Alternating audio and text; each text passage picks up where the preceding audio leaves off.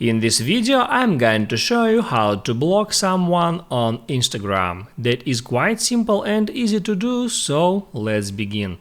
And first open up Instagram app, and here you have to open the profile that you want to block. So I will open up some page of my follower, and here all you have to do to block that person is to hit here at three dots icon and there select block.